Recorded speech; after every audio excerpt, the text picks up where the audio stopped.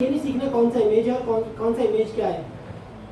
आपके पास दो इमेज आ रहे हैं, आपने टैग करना है कौन सा फेक है और कौन सा रियल है। मैं आपको दो इमेजेस दे रहा हूँ, एक इमेज जो मैं दे रहा हूँ आपको वो मैं दे रहा हूँ रियल इमेज, ठीक है, एयरपोर्ट लिखा हुआ है एयरपोर्ट। एक मैं आपको दे रहा हूँ फेक डेटा, यानी कि एक नॉइस है और उसके नीचे लिखा हुआ है एयरपोर्ट। आपने टैग करना है कि कौन सा रियल है कौन सा फेक है, ठीक है। ऐसा कर करके आप इतनी अच्छी हो गए रियल और फेक में फर्क करने में कि जो भी फेक डेटा है उसको फेक आप कह रही है फेक है, और जो रियल डेटा है यानी जो रियल तस्वीरें खींची हुई है टैग किया हुआ है वो आपने जो सीखा है एज अ डिस्क्रिमिनेटर, आपने सिर्फ ये फर्क करना सीखा है। अंजुम भाई ये आपके लिए भी है कि दोनों एग्री किस तरह से हो रहे हैं।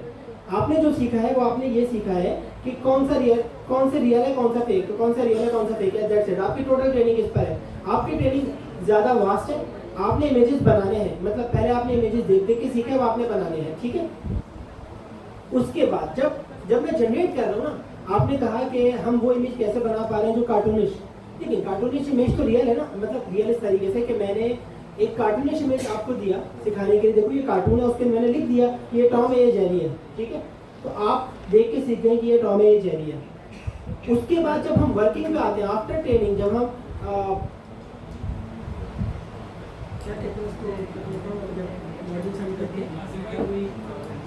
इन्फ्रेंस, जब हम इन्फ्रेंसिंग करते हैं तब ये होता है कि अब मैंने आपको कहा कि जनरेट टॉम एंड जेरी, आपने जनरेट किया टॉम एंड जेरी, वो मेरे पास नहीं आया, वो गया हामिदा के पास, यानी कि एडवर्सरी के पास, ठीक है। ये मेरे दिमाग से ना वर्ड्स निकल जाते हैं। कोई बताएगा भाई ये जो वर्ड्स क्या है, जनरेटर के अलावा दूसरा वर्ड क्या है, डिस्क्रिमिनेटर। तो डिस्क्रिमिनेटर के पास गया, हामिदा के पास गया, हामिदा ने देखा वो इमेज और हामिदा ने ये आइडेंटिफाई करना है ये फेक है रियल है। रियल मतलब ट्रेनिंग डाटा से आ रहा है, फेक मतलब जनरेटर ने जनरेट किया है। हामिदा ने आइडेंटिफाई कर लिया कि आपने जनरेट करा है, वो रिजेक्ट हो गया, आपने दोबारा जनरेट करा, हामिदा ने दोबारा आइडेंटिफाई कर लिया, 3-4 दफा के बाद आपने इतना अच्छा जनरेट करा, हामिदा ने कहा जो ट्रेनिंग डेटा से आ रहा है ये रियल है, ठीक है, वो मेरे पास आ गया। तो आप जब कोई इमेज जनरेट कराते हैं और इमेज लेते हैं या कोई सेंटेंस जनरेट कराते हैं और सेंटेंस लेते हैं, तो गैन की वर्किंग इस तरीके से होती है कि जनरेटर जनरेट करता है और डिस्क्रिमिनेटर वो डिस्क्रिमिनेट करता है कि ये रियल है या फेक है। जब वो डिस्क्रिमिनेट करने में फेल हो जाता है कि यार ये तो रियल है बिल्कुल, वो हमारे पास आ जाता है, तभी हम उसे कहते हैं कि यार ये बिल्कुल रियलिस्टिक है, क्योंकि फेक वाला सारा हमने पहले ही करा दिया। अब है तो सारा फेक ही, सारा तो जनरेट हो रहा है, लेकिन जो अच्छा जनरेट हुआ है ना, जो बिल्कुल रियलिस्टिक है, सिर्फ वही पास होकर कस्टमर को आ रहा है। अच्छा, मैं इसका जवाब दूँ। ट्रांसफ़र स्टाइल एक ज्ञान के अंदर हमारे पास तरीका होता है। ट्रांसफ़र स्टाइल क्या होता है कि आपने कहा कि पर्टिकुलर एक आर्टिस्ट है, वो इस तरह की पेंटिंग बना रहा है, ठीक है। तो अब आप उसको कोई भी पिक्चर देते हैं कार्टूनिक टाइप की, आपने जनरेट करवाई कैट की और उसको कहा कार्टूनिक स्टाइल, तो ट्रांसफर स्टाइल एल्गोरिथम होता है जो कि उसको आर्ट्स की सूरत में कन्वर्ट करते हैं। तो हमारे पास ट्रांसफर स्टाइल एक टेक्निक है जो कि गेम में ही इस्तेमाल होती है। तो उसमें क्या है, लाइक आपने कहा पिकासो के स्टाइल, उसको आपने दे दिया, अब आप उसको कोई भी पिक्चर दे दें, वो ट्रांसफर स्टाइल के तहत उस तस्वीर को पिकासो के स्टाइल में कन्वर्ट कर दो, ठीक है। इस तरह कोई पाकिस्तानी आर्टिस्ट आपके ने बहुत अच्छा बनाता है पेंटिंग, उसके स्टाइल में आप ट्रांसफर कर सकते हैं, ट्रांसफर स्टाइल। अच्छा, इसी तरह आप देखें ये गेम के ऊपर कुछ था, तो लाइक फ्रॉग वगैरह की पिक्चर जो है हमने जनरेट कर, अच्छा बेतहाशा पिक्चर्स थी, तो आप जो कह रहे थे कि ये इसने पिक्चर जनरेट करवाई, ये रियल थी, पिक्चर थी रियल थी, तो उसको वो मैच कर रहा था कि कितना परसेंट एडवीसी रियल, यानी वो मैच हो। तो एक वक्त आता है जितनी आपकी ट्रेनिंग ज़्यादा होती है उतना ज़्यादा वो क्या करता है, उसको रियलिस्टिक या साइंटिफिक डेटा जो है वो जनरेट करना स्टार्ट करता है। गैन जनरेटिव एडवर्सरियल नेटवर्क, ये याद रखिएगा, गैन के थ्रू जो भी हम डेटा जनरेट करवाते हैं, दूसरी टेक्निक भी है डेटा जनरेट करवाने की, तो वो डेटा साइंटिफिक डेटा होता है, इतना रियलिस्टिक डेटा होता है कि आप उसको पहचान नहीं सकते। और उसकी पहचान अभी आप देखें कि चैट जीपीटी से हम जो डेटा जनरेट करवा रहे कोई भी नहीं पहचान सकता जब तक उसको बताया ना जाए। अच्छा हाँ, हम अब स्टाइल को पैटर्न को हम समझने लग गए कि भाई ये हेडिंग डालता बिल्कुल प्रॉपर हर काम करता है, इसका मतलब है चैट जीपीटी से काम करवा रहा है।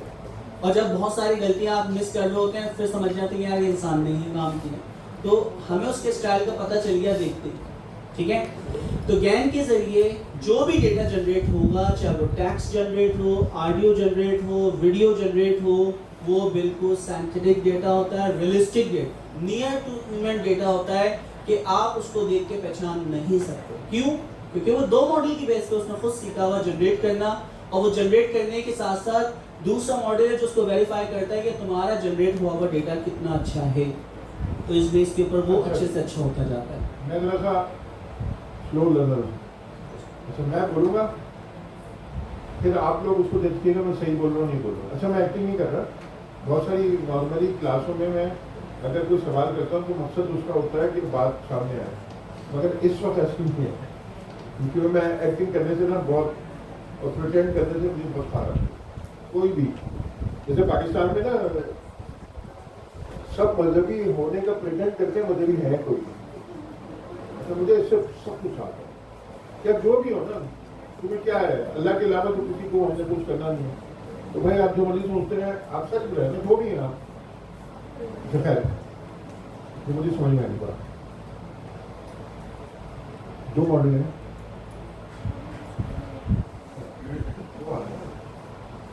एक है जनरेटर, एक है डिस्ट्रीब्यूटर। हम कॉन्सेप्चुअल की बात कर रहे हैं। हमने अभी दोनों ने को कुछ नहीं करा, मतलब बेवकूफ से मॉडल। हमने जनरेटर को ट्रेन करना शुरू किया कि ये कैट है, ये मरीम नवाज है, ये मरीम नवाज है, ये मरीम नवाज है। और माशाल्लाह आजकल टिकटॉक पे हमने वीडियो भी बहुत, और बेचारी मेहनत भी बहुत करती है, तो मैं अप्रिशिएट करता हूँ। हमारे उसकी वजह से बहुत सारे हमारे ये साहिबान हैं, उनको फैसल की दिलचस्पी हो रही है, तो हमने कहा ये मरीम नवाज है ये। अच्छा, मैं कोशिश करता हूँ मिसाल ऐसी दूँ ताकि आप लोगों को आज से 5 साल बाद भी याद आए। अच्छा, तो मैंने कहा ये मरीम नवाज है, ये मरीम नवाज है। अच्छा, अब उसने क्या किया कि रैंडम नॉइज ली, क्योंकि वरना तो वो वैसे जनरेट कर देगा जो पहली तस्वीर थी। अब हम कोई नई किस्म की मरियम नवाज जनरेट करना चाह रहे हैं, मगर वो मरियम नवाज ही हो। हमने रैंडम नॉइज को ली, यानी रैंडम नंबर कह रहे हैं उसको, उसमें इनपुट डाला मॉडल में, उसने मरियम नवाज एक दे दी। अब हमने ये बताएंगे ये मरियम नवाज है या नहीं है।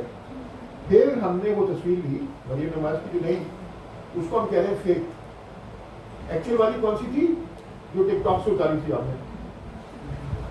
अभी कौन सी वाली है जो जनरेटर ने बनाई? वो फेक। फेक को उठा के इसमें डाल दिया डिस्क्रिमिनेटर, और डिस्क्रिमिनेटर को भी हमने पहले तस्वीर दी थी, ये मरियम नवाज है, ये मरियम नवाज है, ये मरियम नवाज है। ये कॉमन सेंस कह रही है, मैंने पढ़ा तो नहीं है ये कहीं, नहीं है। थोड़ा सा चेंज हो गया। डिस्क्रिमिनेटर को हमने दो किस्म की तस्वीरें दी, ठीक है। उसको हमने बताया ये रियल है, ये फेक है। हमने उसको इस बात पे ट्रेन नहीं किया कि ये मरियम नवाज है, ये इमरान खान है, ये नवाज शरीफ है। हमने उसको इस बात पे ट्रेन किया ये मरियम नवाज है, या ये रियल है, ये फेक है, ये रियल है, ये फेक है। उसकी जो वो उसको फेक हमने जनरेट करके दिए, लेकिन हमने उस पर जो टैगिंग करी है ना वो फेक की करी है। हमने मरियम, और रियल पे हमने जो टैगिंग करी है वो मरियम नवाज की नहीं करी, हमने उस पर रियल की टैगिंग करी है। फेक हमने जनरेट करी है जी, अलग से नहीं जनरेट करी हमने, ठीक है।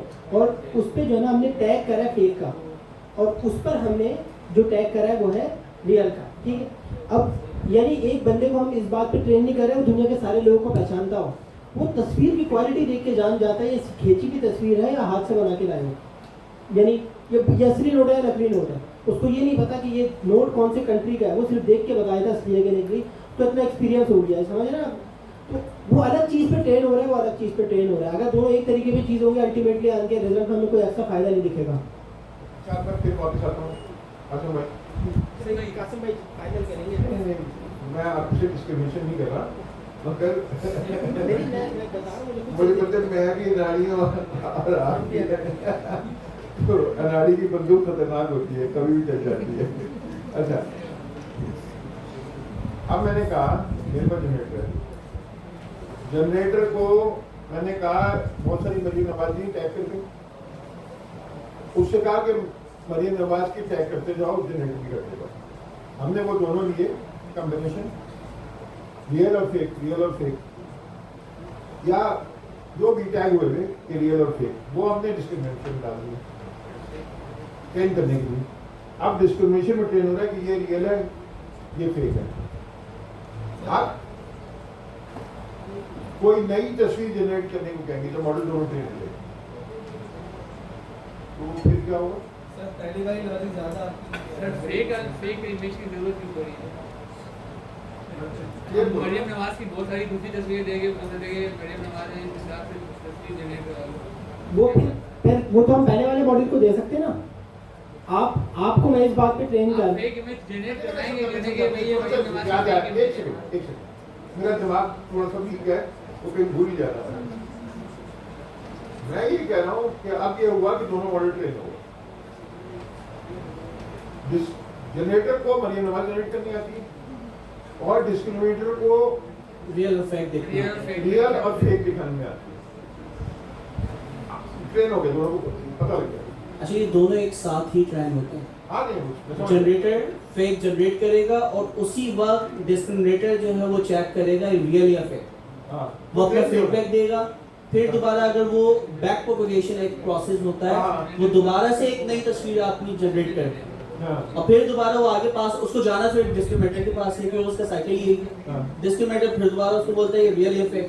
तो ये जंग आपकी साइकिल जब तक चलता रहता है कि जब तक दोनों एग्री ना हो जाए। यानी इसने कहा कि ये फैक्ट इसने जनरेट किए, ये रियल फैक्ट नहीं किया, इसने जनरेट किए और डिस्क्रिमिनेटर ये मानने पे मजबूर हो जाए कि जनरेट होने वाली पिक्चर रियल है। वो बेवकूफ़ बन जाए, ये गलत। तो आप ये कहेंगे जब एडवर्सरी करें, जब ये एड्रेस जब ये एडवर्सरी है ये मुझे कहा जाता था, मैं ऐसे नहीं कर रहा था। नहीं 100% आपका अभी क्लियर हुआ आपको? अब आ- फेक डेटा वाला भी फेक देखिए, डेटा fake में data रखा दिया गया होता है या फिर वो फेक डेटा कुछ भी नहीं दिया होता, एक रैंडम पिक्चर ये जनरेट करता है। ठीक है, हमने कहा हम कुछ नहीं गए, हमने इनपुट दिया, उसी इनपुट को लेते हुए इसने अपने पास ये रियल पे रखा हुआ कि मुझे पता है ये तस्वीर, उसी तस्वीर से मिलती जुलती रैंडम इसने एक पिक्चर जनरेट अपने पास ही जिससे अपने पास से अपने पास से जनरेट किया। वो हो सकता है 3 डॉट्स हो बस, और ये बोला कि मरियम नवाज, तो वो डिस्क्रिमिनेटर के पास जाएगी, वो खुद ब खुद अब क्या करेगा, ये बता देगा कि ये 3 डॉट रियलिस्टिक डेटा है या नहीं। तो अगर वो रियलिस्टिक नहीं है, बोला ये 100% क्या है, फेक है, तो इसने फीडबैक दे दिया ये 3 डॉट किया, उसने 4 डॉट जनरेट करवा दिए, 5 डॉट जनरेट करवा दिए, फिर डॉट से मिलके कोई शेप बन गई, फिर एक वक्त आया कि मरियम नवाज की वो पिक्चर बन गई। तो अब वो मरियम नवाज की किसी की पिक्चर हो, हमें उससे कंसर्न नहीं, हमने तो उसको डेटा दिया, तो वो डेटा अब जनरेट करने लगा और वो जनरेट हुआ वो डेटा रियलिस्टिक मान लिया डिस्क्रिमिनेटर, तो उसको आगे पास होने देगा। तो पहला साइकिल, दूसरा साइकिल, क्योंकि इसके अंदर कंप्यूटेशनल पावर बहुत ज़्यादा इस्तेमाल होती है जनरेटिव एआई में। क्यों? क्योंकि बार बार आपकी जो पिक्चर जनरेट हो या पिक्चर हो, टेक्स्ट हो, डेटा, कोई भी डेटा हो जो जनरेट कर रहा है साइंटिफिक डेटा, साइंटिफिक क्यों कह रहे हैं? क्योंकि हम उसको वेरीफाई करने से, हमारे वेरीफाई करने से पहले एक न्यूरल नेटवर्क है जो कि इंसानी दिमाग की तरह ही काम करता है, वो भी उसको वेरीफाई कर। तो जब वो डेटा वहाँ से उसको बेवकूफ़ बना के आगे वो चला गया, बेवकूफ़ नहीं यानी दोनों ने एक साथ मिलकर ये लर्न कर लिया, इसने बेवकूफ़ नहीं बना, ये फीडबैक दे रहा था, बेचारा बैठ के बताया तुम्हारी तस्वीर की हुई अच्छी है नहीं, फैक्ट, और हम क्या कह रहे थे रियल, तो उसको वो बोला क्या है बिल्कुल तुमने रियल बनाई है या नहीं, ये कह लो, तुम कितना अच्छा पेंटिंग कर रहे हो, तुम कितनी अच्छी ड्राइंग कर रहे हो, तुम कितना अच्छा डेटा जनरेट कर रहे हो। तो ये इसको फीडबैक देता है कि तुम्हारा जनरेट हुआ डेटा, बोले नहीं अभी भी गलत है, अभी भी गलत है। फिर एक मौका आता है कि ये बोलता है कि हाँ यार बहुत अच्छा काम किया, इस तरह कर ले। जीपीटी के पास तो बैटिंग के कोई भी इमेज है तो उसके पास इतना डेटा कहाँ से होता है कि न्यू इमेज है। हाँ, उसके पास 2023 दिसंबर तक का जितना भी इंटरनेट के ऊपर डेटा पड़ा था उस सब के ऊपर उसने सीखा है। अच्छा तो ओपन सोर्स यानी वो क्या था, पब्लिक पे। कासिम भाई इसके रिपीट करता हूँ, देखें कासिम भाई से अगर हम सीखें नहीं ना और बाकी क्लियर ना हो तो फायदा कुछ नहीं है इसकी। आन के सिर्फ डिस्कशन तो हम घर पे भी किताब पढ़ लेंगे मगर वो समझ में कुछ आएगी नहीं कर लो बैठ के, ये खासतौर पर इन चीज़ों में डिग्री तो हम घर पे भी कर देते हैं। तो मैं ये कह रहा हूँ हमने ट्रेन करना शुरू किया मरियम नवाज उसने जनरेट किया फेक मरियम नवाज, हमें पता नहीं है उसकी क्वालिटी क्या है।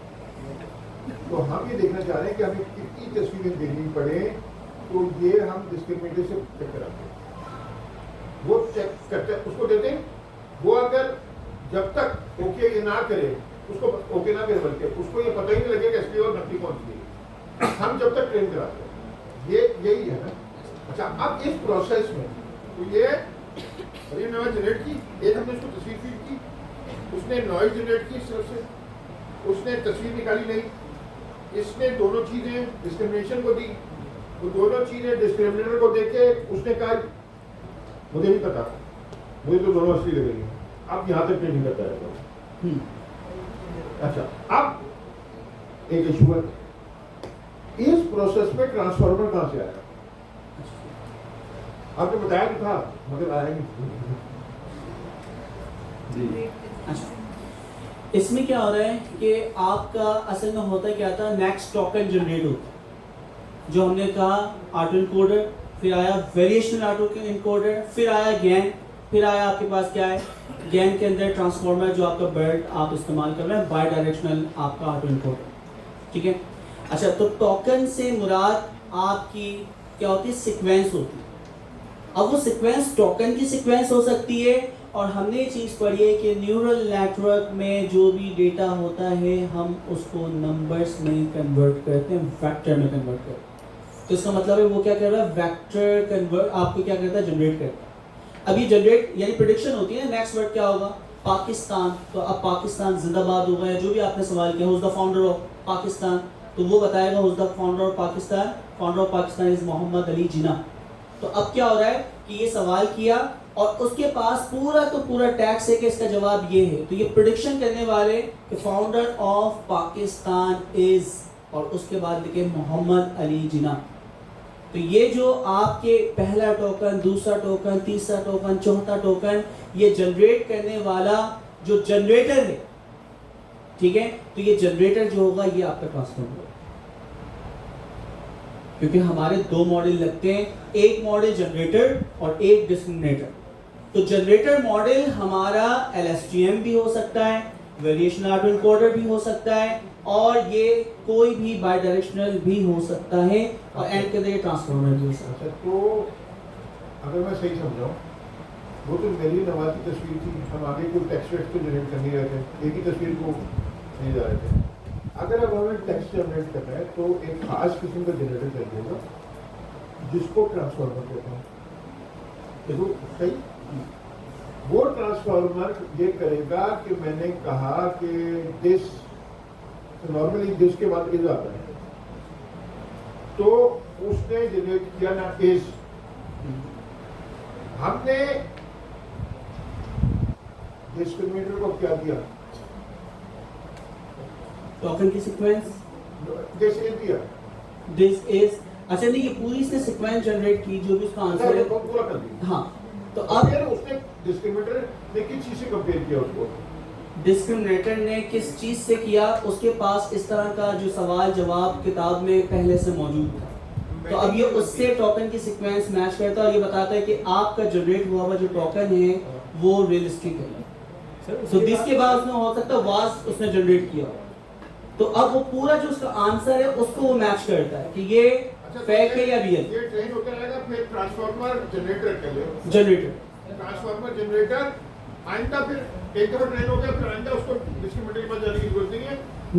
जब वो ट्रेन हो गया, रिलीज कर दिया, फोर गो ने नहीं, अच्छा ये दोनों से एक साथ है, यानी इसका मतलब है जनरेटर डिस्क्रिमिनेटर, चैट GPT-4 अभी भी कोई आंसर जनरेट करता है तो जनरेटर जनरेट करता है और डिस्क्रिमिनेटर जो है उसको बताता है रियल या फेक है, फिर उसके बाद जो उसका फाइनल आंसर होता है वो आपको दिखता है। हाँ, वो तो नंबर्स है ना, टोकन्स है, एम्बेडिंग एक्सेप्ट टेक्निक्स है जो कि आपके टेक्स्ट डेटा को नंबर में कन्वर्ट करता है, और एक एक करके, ठीक है। तो सबसे पहले एम्बेडिंग एक अलग चीज़ है, टोटली अलग चीज़ है। एम्बेडिंग का सिर्फ इतना सा काम है कि आपने जो भी टेक्स्ट दिया है उसको नंबर में कन्वर्ट करें, उसको 1 2 3 दे दे, 4 5 7 दे दे, तो नंबर में कन्वर्ट करने का जो प्रोसेस था एक पर्टिकुलर ऑर्गेनाइजेशन ने लाइक वेक्टर एम्बेडिंग की टेक्निक बना के दी, लाइक गूगल ने तो गूगल ने जो बना के हमें दिए उसके अंदर हर जो नंबर है जो 1 2 3 हम देते थे, अब मैं हो सकता है पाकिस्तान को 1 दूं, आप पाकिस्तान को 2 दे दें, तो दोनों की क्या हो रही थी, नंबर वेक्टराइजेशन अलग हो रही थी। स्टैंडर्ड बना दिया कि भाई पाकिस्तान को 0.006 दिया जाए, तो पूरी दुनिया में अब कोई भी कॉर्पस दिया करेगा पाकिस्तान, उसकी एम्बेडिंग क्या होगी 0006, जो भी उसकी एम्बेडिंग। एम्बेडिंग एक टेक्निक है, हमने लास्ट टाइम भी 2-3 दफा देख चुके हैं। आप कह रहे हो नंबर में कन्वर्ट करें। मैं 1 मिनट में दिखा दूं ताकि हमेशा याद हो जाए।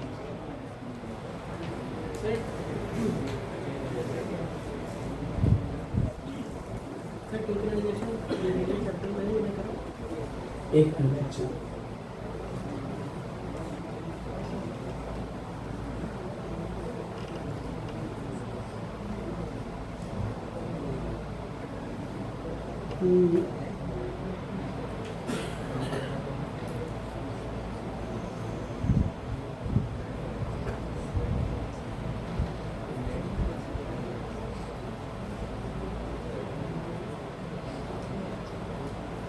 ये आ रहा है एक मिनट।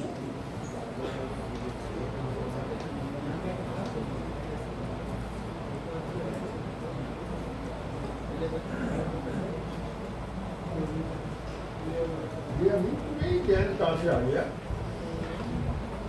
मैंने एलेक्स नेट का पढ़ा था कि एलेक्स नेट के किसी यूनिट में काम कर रहा था, और उसमें ये गैन का प्रोडक्ट। अच्छा ये देखी थी वेबसाइट पहले? जी सर, इसमें 3D याद आ गई? अच्छा, अब इसके अंदर क्या है, वर्ड टू वेक एक टेक्निक है, ठीक है। इसके अंदर मुख्तलिफ हमारे पास टेक्निक मौजूद हैं जो कि आपका क्या करती है, डेटा को एम्बेडिंग या वर्ड एम्बेडिंग में कन्वर्ट करती है। तो वर्ड टू वेक ये ऑल, इसके अंदर तो सारे डेटा तकरीबन। अच्छा, अब इसमें क्या होता है, क्योंकि डेटा जितना ज़्यादा होगा उतना उसको विजुअलाइजेशन में मुश्किल होती है, कम डेटा होता है तो आप जल्दी से उसको देख सकते हैं, वेरीफाई कर सकते हैं। अब क्या हुआ, हर वर्ड के अगेंस्ट इन्होंने 3D स्पेस के अंदर XYZ स्पेस के अंदर उसकी एक पोजीशन दी। ये जो पोजीशन या उसको जो नंबर दिए गए हैं 3 XYZ, हर वर्ड का एक पर्टिकुलर मीनिंग है, कोई भी नंबर ऐसे नहीं दिया। जैसे कि हमने समझा था कि मेल जेंडर के जितने भी आपके वर्ड हैं उनको एक साथ कर दो, फीमेल जेंडर के जो एक साथ कर दो, एनिमल जो हैं, प्लांट्स जो हैं, तो आप इस तरह कैटेगराइज खुद कर दो। तो अब क्या होता है कि हम एक जैसे वर्ड के एक जैसे मीनिंग के मुख्तलिफ वर्ड जब इस्तेमाल करते हैं, कॉन्टेक्स्ट वही होता है, लेकिन वही बात मैं मुख्तलिफ मुख्तलिफ वोकैबुलरी इस्तेमाल करते हुए आपको कह रहा हूँ, और वही बात उसी कॉन्टेक्स्ट के अंदर अमीन दूसरी वोकैबुलरी इस्तेमाल करते हुए आपको बताएं, वर्ड की सिलेक्शन है। तो हम क्या कर रहे हैं, एक जैसे मीनिंग के मुख्तलिफ वर्ड्स इस्तेमाल करते हुए कोई चीज़ आपको बता रहे हैं, लेकिन उन दोनों का कॉन्टेक्स्ट कैसे है। तो अब क्या हो रहा है, वो जो एक जैसे मीनिंग के वर्ड्स हैं वो एक ग्रुप के अंदर रखे हुए, जिसे हम बैक ऑफ वर्ड अलग चीज है। तो यहाँ पे क्या हुआ, जैसे कि मैंने कहा पाकिस्तान, देख रहे हैं, पाकिस्तान, पाकिस्तानी, पाकिस्तानी, पाकिस्तानी, पाकिस्तानीज, ठीक है, ये देख रहे हैं तीनों वर्ड वोकैबुलरी में ढूंढ ली। अच्छा, अब इनके कोई ना कोई नंबर है, वो नंबर्स वगैरह आप एक एक के ऊपर क्लिक करके निकाल सकते हैं। खैर, तो हमें ये पता चला कि 3D स्पेस के अंदर आप कोई भी कॉर्पस देते हैं तो इन्होंने क्या किया हुआ है, वेक्टराइजेशन या एम्बेडिंग टेक्निक्स ने उसको कुछ ना कुछ पर्टिकुलर स्पेस पे, लोकेशन पे नंबर असाइन किए हुए, ये कहलाती है एम्बेडिंग। और जो हमारा पूरा का पूरा रैक सिस्टम काम करता है, बैकएंड के ऊपर क्या इस्तेमाल करता है, एम्बेडिंग वेक्टर स्पेस। तो 3D वेक्टर स्पेस के अंदर चीज़ों को सर्च करता है। दो आपने चीज को टेक्स्ट में चेंज, सॉरी नंबर पे चेंज किया, ये और फिर इसको- देखा ये- देखा कि उसके करीब उसके करीब तरीक कौन कौन से वर्ड, क्योंकि वरना तो पाकिस्तान के करीब का तो कोई मतलब निकलेगा नहीं अगर नंबर में ना हो, वरना कैसे से निकालेंगे। हाँ। बिल्कुल। सर यानी हम जब text मगर इसका editing- एम्बेडिंग का उससे क्या ताल्लुक है, सर, ज्ञान से? सर कोई भी चीज़ है, चाहे वो टेक्स्ट है, ऑडियो है, इमेज है, वीडियो है, कोई भी चीज़, हम उसको सबसे पहले टेंसर में कन्वर्ट करते हैं डीप लर्निंग में। तो वो कन्वर्ट करने की टेक्निक एक एम्बेडिंग। तो आप कोई भी टेक्स्ट दे रहे हैं, एम्बेडिंग से कन्वर्ट कर रहे हैं। वर्ड ऑफ बैगिंग जैसे कहा उससे आप कन्वर्ट कर लें, या मरियम नवाज की आप तस्वीर दे रहे थे, वो नंबर में कन्वर्ट होगी। उसके नंबर में कन्वर्ट करके ट्रेड करेंगे। जी बिल्कुल, तो वो वेक्टर में कन्वर्ट होगी। जो आपने ट्रांसफार्मर का कंट्रोल इस्तेमाल किया, तो वो जो मेरी अंडरस्टैंडिंग है कि ये सीक्वेंस में करता है। जैसे आपने यहाँ पे वर्टलाइजेशन दिखाया है, इसमें ये स्टेटिक स्पेस में सिमिलर वर्ड्स या सिमिलर स्पेलिंग या उसका जो कोड को जनरेट कर रहा है, तो उसका एक सीक्वेंस बना रहा है। अब आपने मिसाल के तौर पर जुमला दिया कि दे आर राइटिंग, ठीक है, लेकिन आपने उसको उल्टा दे दिया, तो वो ट्रांसफार्मर क्या करेगा, उसको सही करके देगा they are writing. It is actually sequencing. जब आप डिस्क्रिमिनेटर और जो दोनों जो भी चीज़ हमारे पास आती है प्रेशर फॉर्म में, ट्रांसफार्मर उसको सीक्वेंस करके देता है, तो आपने ऐसे ही उसको सीक्वेंस करके देखता है, और वो सीक्वेंस में भी मुख्तलिफ जगहों पर इस्तेमाल हुए, तो अटेंशन मॉडल वो सीक्वेंसिंग जो है वो यहाँ से आ रही होती है, वो एम्बेडिंग हाँ। के जरिए से जो टेक्निक से जो है बिल्कुल। जो भी एल्गोरिथम आपने सेट किया है उस एल्गोरिथम में जो इसी को हम कहते हैं सेल्फ अटेंशन। सेल्फ अटेंशन उसके अंदर बहुत इंपॉर्टेंट है। जब भी ट्रांसफार्मर की बात होगी, देखिए हर एल्गोरिथम नंबर्स को कन्वर्ट कर रहा है। डीप लर्निंग की जब भी बात होगी, हम जिस फील्ड में जनरेटिव एआई में, ये डीप लर्निंग की ही सब फील्ड है, इसका मतलब है हर डेटा नंबर में कन्वर्ट हो। नंबर में कन्वर्ट होने को हम कहते हैं टेंजर्स। तो वो जो टेंजर है, या उसको हम वेक्टराइजेशन कहते हैं। तो वेक्टराइजेशन की टेक्निक कोई भी इस्तेमाल करें, हमने यहाँ पे टेक्स्ट के लिए एम्बेडिंग इस्तेमाल की। उसकी वजह कि भाई अगर मैं आपको कन्वर्ट करने को देता पाकिस्तान जिंदाबाद को नंबर में कन्वर्ट कर दो, आप पाकिस्तान को 1 देते, जिंदा को 2 देते और 3 बात को दे देते, तो पाकिस्तान जिंदाबाद 3 वर्ड आपने दे दिए।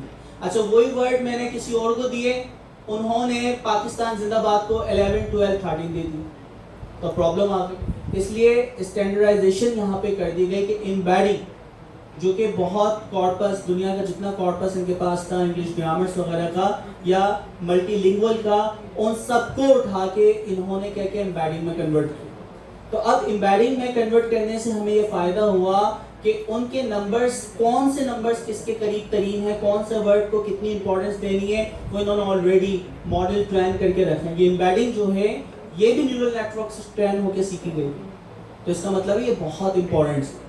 तो यहाँ पे आप इस तरह आप उसको नंबर में कन्वर्ट करते हैं। ठीक है दोस्तों, हम जो भी अपना सर्च करते हैं तो वो वेक्टर फॉर्म में होती है, जनरेट करती है, इसके डेटा भी वेक्टर फॉर्म में कंबाइन करके फिर आगे हर चीज़ वेक्टर में ही कंपैरिजन हो रही है, हर चीज़ वेक्टर नंबर्स में, उसी की बेस के ऊपर चाहे वो सारा, इमेज हो या चाहे वो इमेज हो, टेक्स्ट हो, आरडी हो, ग्राफ हो, एक्स वाई जी, कोई भी डेटा, तो वो इस तरह ही मैच होता है। तो पीछे वेक्टर फॉर्म में होता है डेटा, वो कंपैरिजन में होता है कि अपनी जो पीछे हमारा वेक्टर फॉर्म में डेटा है, अगर आपने एम्बेडिंग की टेक्निक से उसे कन्वर्ट किया तो आप उसको एम्बेडिंग बोलेंगे।